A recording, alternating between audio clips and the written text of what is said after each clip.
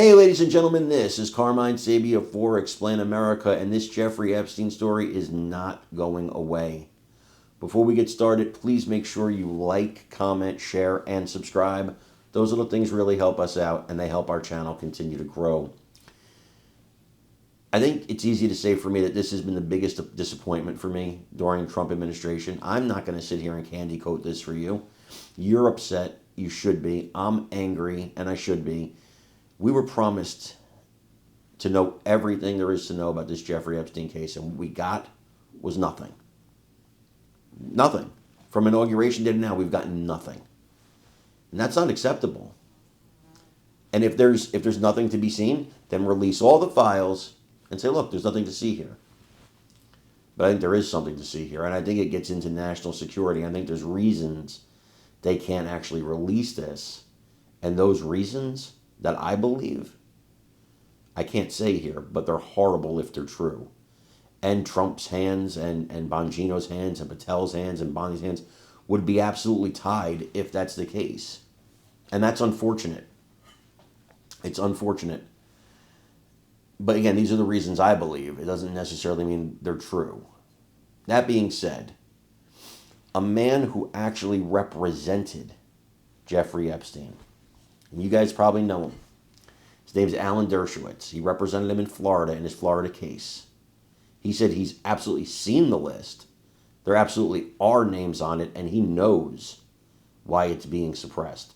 I want you guys to watch this and let me know what you think in the comments. This is not an opinion. This is a fact. I have seen, remember, I was accused falsely on the Epstein, and ultimately I was completely cleared. The woman admitted that she may have mistook me for somebody else and withdrew all of her lawsuits. And so from day one, from the day I was accused, I said I want every document out because I knew every document would prove I was innocent.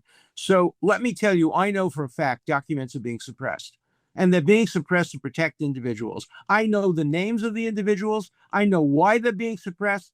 I know who's suppressing them, but I'm bound by confidentiality from a judge and cases, and I can't disclose what I know. But I hand to God, I know the names of people whose files are being suppressed in order to protect them, and that's wrong.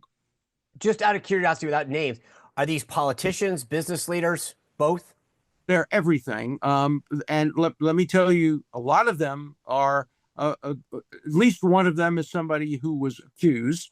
Others are accusers. And the judges have said, if somebody calls themselves a victim, we're not going to give any information about them. But they may not be victims. They may be perpetrators.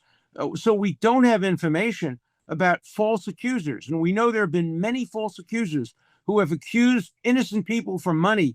And those records are being deliberately, willfully suppressed.